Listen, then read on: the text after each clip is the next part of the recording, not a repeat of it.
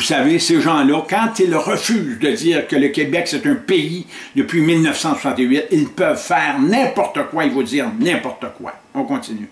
Vous avez le droit de me forcer à être juridique, oui, je m'explique. Répondez à ma question, oui ou non? Pourquoi vous ne signez pas M. Jacques Normandin sur vos déclarations de revenus? Parce que Jacques Normandin, je suis une personne physique, je suis son représentant. Je suis son représentant. Ne déconsidérez pas le dossier du juge Godbout. Moi, le juge Godbout, son jugement, je ne sais même pas qu'est-ce que c'est, là. Vous l'avez, là. C'est dans le dossier. Il faudrait... Ça ne fait pas partie du sujet qui est devant nous. C'est pour ça que je me suis jamais présenté à la cour, maître. Parce que vous ne respectez pas mon identité, qui est le juge Godbout. C'est pour ça que vous n'êtes pas venu à la cour votre procès le 24 avril. C'est ça? Parce que le juge Godbout a dit qu'il était le représentant, et moi j'ai été payé, j'ai été remboursé, j'ai gagné ma cause parce que je ne me suis pas présenté à la cour. Vous le saviez que le procès est le 24 avril. Vrai ou faux? Pour Jacques Normandin, pas pour Jacques-Antoine. Il faut comprendre ça. Respectez, ne déconsidérez pas le jugement du juge Godbout, s'il vous plaît. Et le juge Fréchette qui a dit la même chose dans le dossier de Jean-Marie Joseph-Arthur Normandin, représentant autorisé de l'appelant Jean-Marie Normandin. Vous, M. Normandin, vous me dites depuis tantôt que vous êtes un défenseur de la Constitution du Canada. Vous n'avez jamais refusé de payer des impôts. Jamais refusé. Vous avez jamais dit à l'émission Enjeu, ça prend juste des imbéciles pour payer de l'impôt sur le revenu. Oui, quand que les gens sont au courant du système actuel. Mais là, moi, par la menace, quand tu mets tout le monde en prison parce qu'ils ne payent pas leurs impôts, parce que les autres connaissent leurs droits, connaissent la Constitution et tout ça, ils savent qu'ils ne doivent pas le payer, c'est là qu'est le problème. Vous avez dit ça. Écoutez, si je l'ai dit, parce que il y a des raisons de le dire. Oui, je l'ai dit. Vous l'avez dit. Oui, je l'ai dit. Vous avez dit sur les médias, Radio-Canada, ça prend juste des imbéciles pour payer de l'impôt sur le revenu. Mais il ne faut pas vous arrêter à ça. L'avez-vous dit? Je l'ai dit, mais pour des motifs raisonnables. Vous comprenez? J'ai un doute raisonnable de croire, moi. Hein? Parce qu'on n'oublie pas qu'on condamne tout le temps quelqu'un sur un doute raisonnable. Et dites-moi que mon doute raisonnable, il n'est pas raisonnable. Dites-le moi.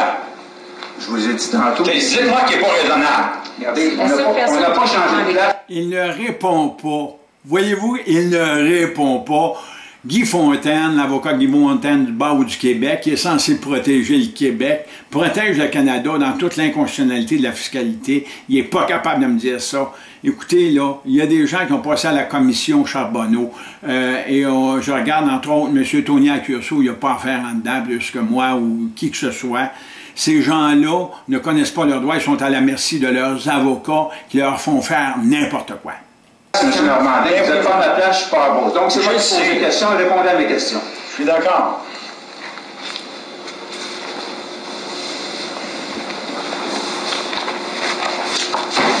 Pas l'autre question, Mme la juge. Je vous remercie. Je m'excuse. Il n'y a plus de questions. Pourquoi? Il n'est pas capable de me prouver que mon doute raisonnable de croire, il est faux. Il l'a dit à la fin. Et ça, écoute, là, ça, c'est la cerise sur Sunday. C'est la boucle qui ferme le cadeau en question. Comprenez? Il n'est pas capable de dire que mon doute raisonnable de croire est faux.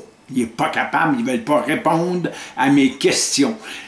Imaginez-vous, les gens qui ne connaissent pas le droit, la procédure, la Constitution canadienne, leur identité d'humain, ces gens-là sont à la merci d'un système qui abuse d'eux. Tout le monde va à l'hôpital, tout le monde reçoit de l'éducation gratuite alors que tout le monde paye pour ça. Vous êtes endetté de 1,68 $ et 63 centièmes de cent par dollar de vos revenus.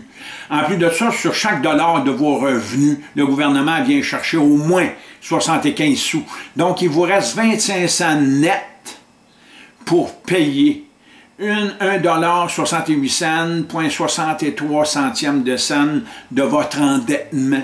Où on s'en va? Pensez-y 2 minutes.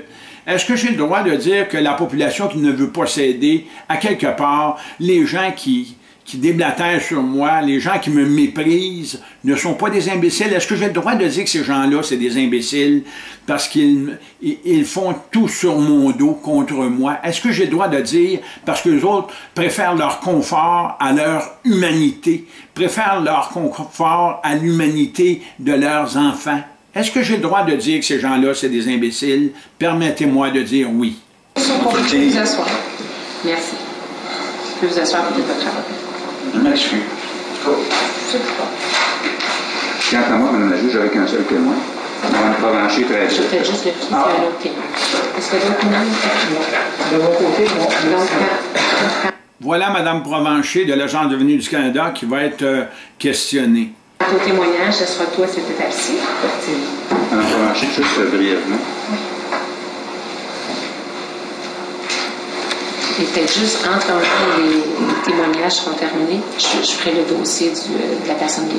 Oui. Avant l'argumentation. J'attendais Maître Michon qui rencontrer Fait qu'il lui signe que s'il n'est pas présent dans 15 minutes, vous allez passer après l'argumentation. Oui, je sais. Je veux juste vous mentionner. Il est en détention actuellement. Ça va. C'est Pas lui, personnellement. Donc, Mme Provencher, je vous écoute, on va vous assermenter. Oui, je procède à la sermentation. Posez votre main droite sur la Bible. Je vais vous dire la vérité, toute la vérité, rien que la vérité. Dites « je jure ». Je jure. Votre nom. Lucie Provencher. Votre âge. 53. Votre adresse. 50, place de la Cité, Sherbrooke. Et votre occupation. Agent des non déclarants. Merci. Mme Provencher, vous avez entendu le témoignage de M. Normandin. Là, c'est Guy Fontaine de l'Agence de revenus du Canada qui va interroger Mme Provencher, celle que lui représente. Oui. OK. C'est effectif. C'est vrai que M. Normandin a produit des déclarations de revenus particuliers sous forme T1. Oui, c'est OK. exact. Oui. Pour quelle année? Pour les années 2007 à 2013 inclusivement. OK. Et pour la corporation sous formule T2, pour quelle année? Pour les années 2007 à 2013 inclusivement. OK. Et ce qui a été dit dans son témoignage, à l'effet que lorsque c'est marqué signature, c'est marqué affidavit circonstancié, jumelé. C'est exact? C'est exact, oui. Voyez-vous comment la signature, c'est important? Ne signez pas des courriers recommandés. Ne répondez pas sur des numéros de téléphone anonymes. Ne signez pas, je vous en prie. La signature crée un effet juridique, crée un effet de droit dans un système qui n'a pas de droit. Mais si vous dites aux juges qui est inconstitutionnel et aux avocats, ainsi qu'aux notaires qui sont anticonstitutionnels ici au Québec, si par votre signature, vous leur donnez un effet juridique, automatiquement, ils peuvent faire n'importe quoi contre vous. Autant les juges que les avocats qui vous représentent ou qui vous poursuivent devant la justice. Ces rapports d'impôts-là qui ont été produits par M. Normandin, sur tant les T1 que les T2, comment est-ce qu'ils sont considérés par vos services? Est-ce qu'ils sont acceptables ou non acceptables? Elles sont non acceptables car elles ne sont pas signées, dûment signées telles que demandées dans la demande péremptoire de renseignement. Demande péremptoire de production, pardon. J'ai toujours énoncé l'article 1399 à 1406 du Code civil du Québec qui interdit de signer sous la menace ou qui fait que si tu signes sous la menace, ça annule tout document qui sont signés par la force. Ils m'obligent par la force à signer alors que moi je suis au courant, pas vous, le peuple du Québec ou le peuple canadien, moi. Je suis au courant qu'il n'y a pas de droit, il n'y a pas de constitution, il n'y a pas d'effet de droit sur quoi que ce soit ici dans le pays du Québec. Et quand je signe, je vous mets toute la population ici dans la merde. Parce que moi qui connais le droit, je viens de vous dire, à moi qu'en signant, en donnant ma signature, ben automatiquement, je crée un effet de droit dans un système politique, judiciaire, fiscal et bancaire qui est hors droit, illégal, anticonstitutionnel et carrément délictuel et délinquant. Je m'excuse. Qui était la première étape, le premier procès, le document qui est signé. Oui. Actuellement. Oui. Les TX101, TX102, là, que nous on appelle, qui lui a été soumis. Ça, c'est la toute première étape. C'est ce que vous appelez des DPP, des demandes péremptoires de production. Oui. Dans ces DPP-là, c'est inscrit une demande, une déclaration de revenus, soit T1 ou T2, dûment complétée et signée. Oui, exactement, oui. Et vous êtes personnellement au courant que dans les ordonnances d'exécution que le tribunal a prononcées, tant en juin 2013 que cette année, en mai 2014, c'est la même formule, dûment complétée et signée. Oui, exactement, oui. Donc, ce que vous nous dites ici aujourd'hui, c'est que malgré la production des documents par M. Normandin, elles ne sont pas recevables pour vos services. Oui. Merci, madame. Je n'ai pas d'autres questions. Attendez les questions de mon collègue. Contre-interrogatoire. Merci. Alors, vous avez entendu M. Normandin qui a dit tout à l'heure qu'il était prêt à les signer. Ça, c'est mon avocat, Maître Michel Lebrun. Écoutez-les bien. Il est extraordinaire, cet avocat-là. Écoutez les questions qu'il va poser et vous allez voir qui est impliqué, quels sont les groupes vicieux qui sont contre moi, des gens de Cowansville, entre autres. On n'est jamais maître dans son pays. Vous allez voir que le cabinet Gaumont, écoutez, c'est à peu près ce qu'il y a de plus malpropre dans leur profession. Cabinet de huissier Gaumont. Oui. À partir du moment où c'est signé, est-ce que c'est recevable? Oui, elles sont acceptables.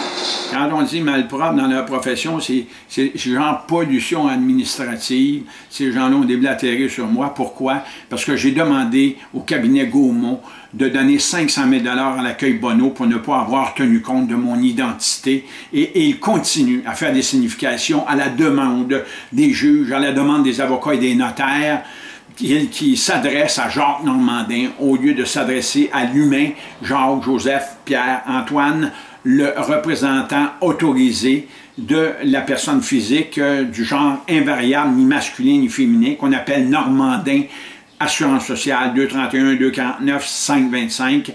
Le nom Jacques devient tout simplement facultatif dans Jacques Normandin 231-249-525, alors que sur la carte d'assurance sociale, ils disent bien, ceci n'est pas une pièce d'identité. Pourquoi on utilise mon identité et on rajoute un nom en disant que ce n'est pas une pièce d'identité? C'est parce qu'on n'est rien.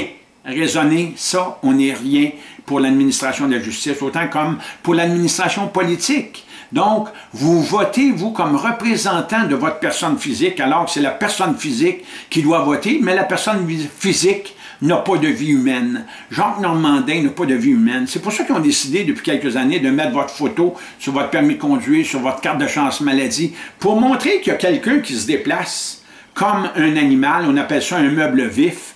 Et ça, je vous l'expliquerai, ça se trouve être le tome 1, section 9 du Code civil français de 1713 qui s'est répété, qui est l'article 374, 383 et 384 du Code civil du Bas-Canada, ou les articles 298, 299, 300, c'est-à-dire, 298, 301, c'est les articles 1, 298 et 301 du Code civil, qui fait que nous sommes des entreprises, des corporations. Et ensuite de ça, bien, vous allez à l'article 998 et 999, 905, 906, 907. C'est 899, 905, 906, 907 du Code civil qui fait que nous sommes des meubles. Donc, si on parle 898 à 907 du Code civil, c'est ça qui dit que vous êtes des meubles. Ça, c'est dans le nouveau Code civil de 1991. Je m'excuse, j'étais peut-être un petit peu mêlé parce que j'ai tellement d'articles de loi dans la tête, mais pardonnez-moi là-dessus, au moins je vous donne la bonne information. Elle serait complète. OK. Est-ce que vous êtes prête à lui faire signer les... Oui, certainement. Est-ce qu'on peut procéder, Mme la juge? On va suspendre. Je prendrai en considération tout document signé à la volonté de votre client. Parfait. J'ai devant moi un document qui provient de lui, un rapport de poursuite. Oui, c'est moi qui ai produit ça, oui. Alors, vous dites, entre Est-ce que je peux voir la date? C'est le dernier? OK, 19 septembre 2013, OK. Plusieurs. Alors, au niveau de l'historique, alors, vous dites... Est-ce qu'on peut exhiber le document à votre confrère, si c'est un document qui est connu? Je comprends que ça faisait partie de la divulgation de code que je vous ai envoyée. Tout à fait, exact. Vous mentionnez les demandes péremptoires seront signifiées de main à main par l'huissier avec un délai de 60 jours de la date de livraison pour produire. Est-ce que c'est fait? Oui, ça lui a été... on a eu certaines difficultés à lui signifier, mais... Est-ce que ça a été signifié de main à main? Non. C'est signifié comment? Sa boîte aux lettres. Dans sa boîte aux lettres? Oui. Puis l'article de la loi sur l'impôt mentionne, à l'article 231, il y a différentes façons de signifier. Est-ce que vous pouvez nous les dire? La 231, laquelle 231.2, je ne les connais pas par cœur, je ne sais pas si j'ai accès à une... Pour les demandes 43. Oui, ok, c'est 231.2, je crois. Là. Oui, c'est ça. Alors, quelles sont-elles? Quelle est la question, Maître Brun? Oui, alors, quelles sont les manières de signifier au niveau de demande 43?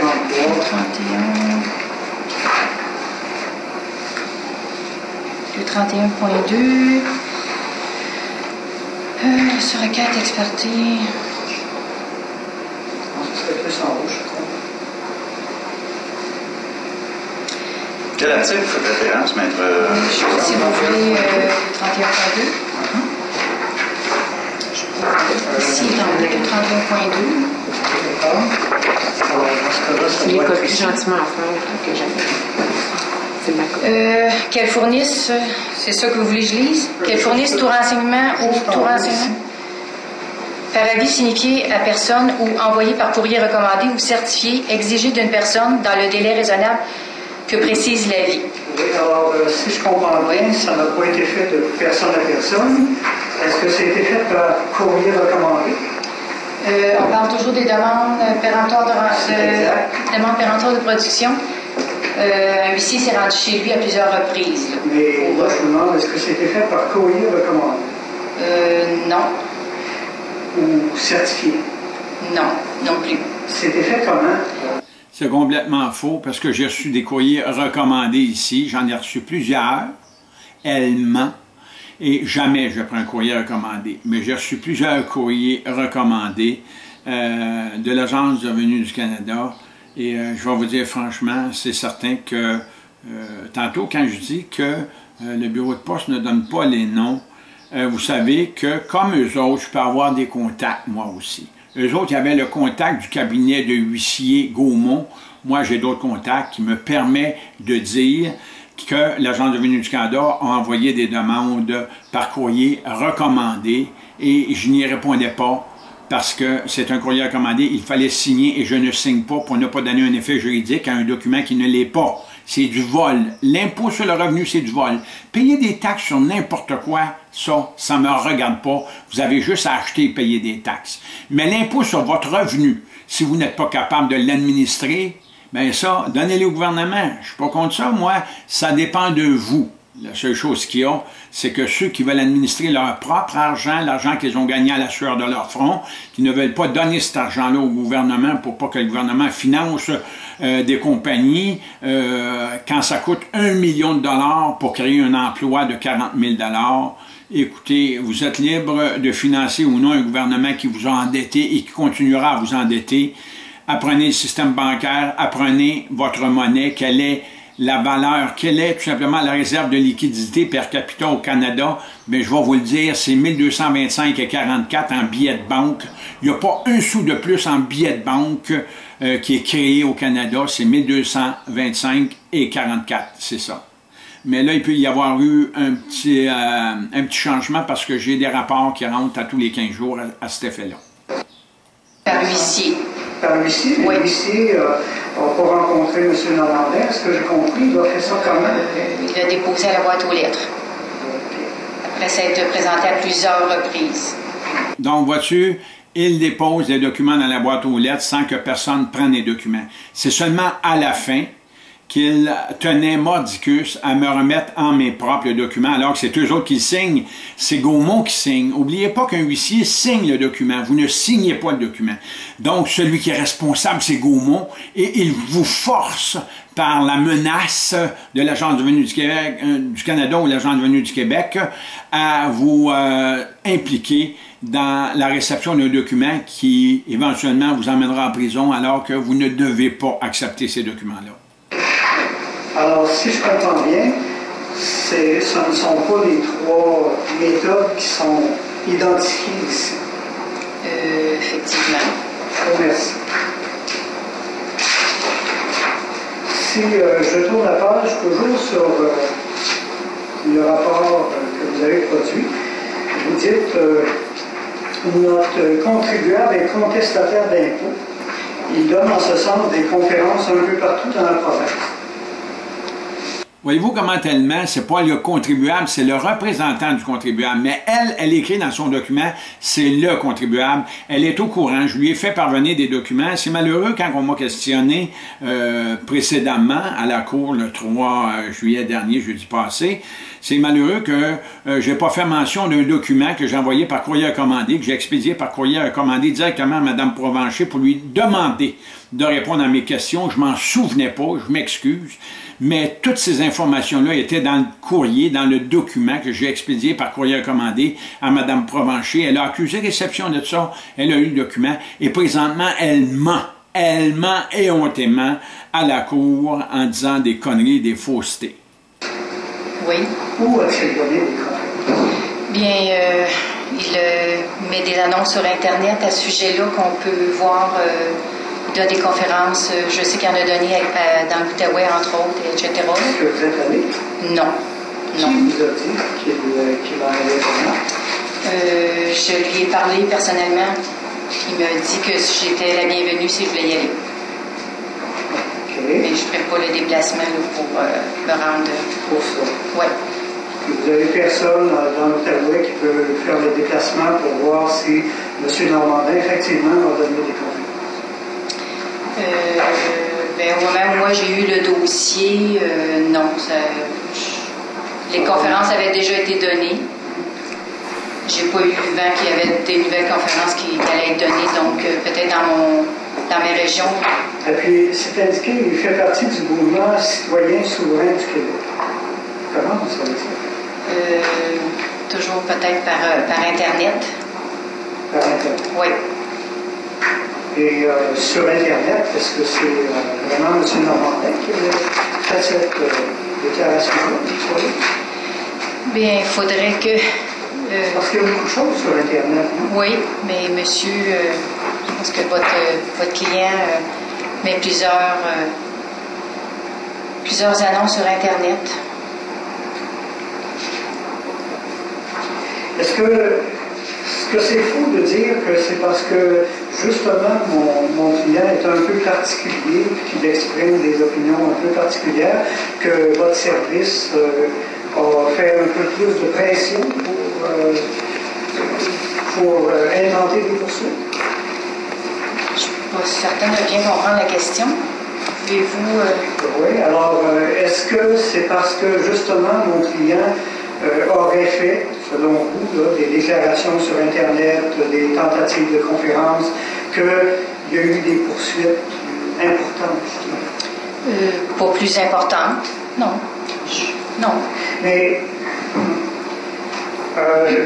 si je vois ici dans les notes, c'est indiqué le contribuable souhaite que nous abandonnions, mais notre avocate souhaite que nous allions jusqu'au bout. Elle songe même à faire de ce dossier un cas de jurisprudence pour le refus d'accepter nos DPP. Qu'est-ce que c'est, les DPP? Demande péremptoire de production. OK. Alors, votre avocate, elle semblait faire... Donc, c'est pas pour la question de payer des impôts, comme le prétendent les journaux ou les médias d'information. C'est seulement de remplir les déclarations signées, même si c'est zéro. La déclaration, aussitôt que tu la signes, tu donnes au gouvernement un effet juridique, alors que le gouvernement se pète les bretelles, n'ayant aucune constitution, n'ayant aucune loi, n'étant pas juridique. N'oubliez pas, l'article 24, 32 et 33 de la Charte canadienne abolit tous les droits au Canada d'un océan à l'autre depuis 1982. Et ça, il faut quand même considérer cette chose-là. Et si ça abolit tous les droits, c'est la clause non-obstant, le fédéral rentre ici avec ses grosses bottines alors qu'il n'a pas le droit de le faire. Et le Québec, n'étant pas constitutionnel à cause du Parlement du Québec, parce qu'il n'est pas supposé avoir de Parlement au Québec, à cause de l'Assemblée nationale unicamérale à une seule chambre, alors que c'est supposé d'être l'Assemblée législative bicamérale à 2 chambres, alors que le lieutenant-gouverneur du Québec est dévolu au premier ministre. Donc, c'est Sa Majesté, le chef du Québec, qui est le procureur général du Québec, sous l'autorité du premier ministre du Québec. Et pour le Canada, c'est Sa Majesté, le chef du Canada, qui est sous l'autorité de Sa Majesté, le procureur général du Canada. La reine n'a plus affaire ici. La reine, depuis 1993, paie des impôts à Londres au nom de Sa Majesté. Le gouverneur général au Canada s'est vu doubler son salaire, il y a 2-3 ans de ça, quand il a été forcé de payer des impôts au nom de Sa Majesté. Quelle Majesté? Oui, c'est Sa Majesté le procureur général du Canada, qui est tout simplement avec et de connivence et de complicité avec le premier ministre du Canada. Et ça, vous savez que ça existe depuis Louis-Stéphane Saint-Laurent en 1949, qui a lui-même aboli le comité judiciaire du Conseil privé de la Reine pour le remplacer par la Cour suprême du Canada. Et la Cour suprême du Canada, depuis 1998, est jumelée à la Cour de cassation de la France, qui est une cour de droit privé complètement anti-common law, anti-humain et anticonstitutionnel. Et vous verrez le barreau du Québec, c'est-à-dire la Cour suprême du Canada, en arrière de ça, toute l'organisation administrative et gestionnaire de la Cour suprême du Canada, généralement, c'est tous des avocats du barreau du Québec. On continue. Vouloir faire un cas de jurisprudence spéciale pour M. Normandin, est-ce que c'est exact? C'est ce qu'il m'avait mentionné, mais... Et pourquoi vous ne me l'avez pas mentionné tout à l'heure? Je vous ai posé la question, est-ce qu'il n'y a pas un traitement particulier? Il me semble que ça, c'est un traitement particulier. C'est pas un traitement particulier? C'est pas un traitement particulier, non. À votre connaissance, il y a combien de personnes qui n'ont pas produit le rapport d'impôt comme M. Normandin pour les années considérées? Il y a des milliers de gens. Il y a plusieurs. Il y a combien de poursuites? Il y a combien de poursuites? On parle du Québec, je n'ai pas les données. Mais à peu près. Je ne pourrais pas vous dire. Des milliers, des centaines, des dizaines? J'ai pas accès à toutes les données de tous les bureaux, malheureusement, là, pour... Mais d'après ce que vous en connaissez? J'ai pas de chiffre à vous donner aujourd'hui. Est-ce que vous connaissez d'autres personnes qui ont été accusées comme M. Normandin? Oui. Combien? J'ai pas de nombre. Je ne pourrais pas vous dire exactement. C'est indiqué ici, un petit peu plus loin, on a informé Mme Beaumont que le contribuable ferait partie d'une liste noire de la SQ. Qui vous a dit ça? C'est Mme Beaumont qui vous a dit ça? Oui. Imaginez-vous, je fais partie d'une liste noire de la SQ, alors que le 19 juin dernier, je viens de recevoir encore une deuxième fois une lettre de Robert Lafrenière, le directeur de l'UPAC, de l'unité permanente anticorruption de la Sûreté du Québec, qui me félicite pour le travail que je fais contre la corruption et la collusion. Malheureusement, il ne peut pas travailler sur mes dossiers parce qu'il n'a pas le mandat de le faire. Le gouvernement ne veut pas lui accorder ce mandat-là parce que le gouvernement lui-même, il est délinquant. Et l'unité permanente anticorruption est payée quand même par le gouvernement, il faut comprendre ça. Donc, présentement, l'UPAC est entre l'arbre et l'écorce, mais je suis persuadé qu'il y a une bonne foi à l'intérieur des hauts dirigeants de l'unité permanente anticorruption de la Sûreté du Québec, ainsi que par la direction elle-même de la Sûreté du Québec, qui est au courant que présentement, il y a une pollution judiciaire qui vient des juges et des avocats et qui pollue le droit partout, autant au Québec que dans le reste du Canada. Et ça part du barreau du pays du Québec. Mme Beaumont, c'est un huissier? C'est le haut huissier, oui. Et puis, elle vous a donné cette information-là, comment? Pourquoi? Parce que j'avais à signifier des papiers et... Qu'est-ce que Mme Beaumont vous a dit de plus? Qu'est-ce qu'elle me dit de plus? Oui, qu'est-ce qu'elle vous a dit de plus? Sur M. Normandin.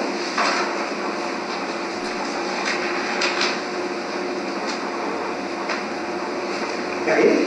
Qu'est-ce qu'elle me dit de plus? Oui, de plus. Est-ce qu'elle vous a dit plus que ça? Mme Beaumont, c'est votre huissier. Hein? C'est la dame que j'appelle pour la signification de nos documents. Exact. Vous la connaissez bien? Non, pas vraiment. Pas vraiment? Puis non, je ne l'ai jamais rencontré, monsieur. Sur un client, comme ça? C'est une discussion qu'on a eue. Est-ce que vous en avez eu une discussion comme ça? Avec... Sur M. Normandin? Avec qui? Mme Beaumont? Non, pas particulièrement, non. Combien? Je sais pas. Faudrait que je relise les notes. Je ne pourrais pas vous dire. Je ne voudrais pas faire de fausse. Elle nous dit non, ce serait pas souhaitable. Elle a aussi eu comme information de la SQ que le mouvement de contestataires d'impôts, dont ferait partie le contribuable, inscrirait des hypothèques légales sur les maisons de certains juges. Est-ce que vous avez des informations plus précises là-dessus? Non, pas du tout. Aucunement. Je n'ai jamais enregistré d'hypothèque légale sur des propriétés, sauf sur Golfe de l'Estrie, ils sont au courant. J'étais président de Golfe de l'Estrie. Golfe de l'Estrie, c'est une propriété qui valait $1 million. Il y a eu un seul acheteur.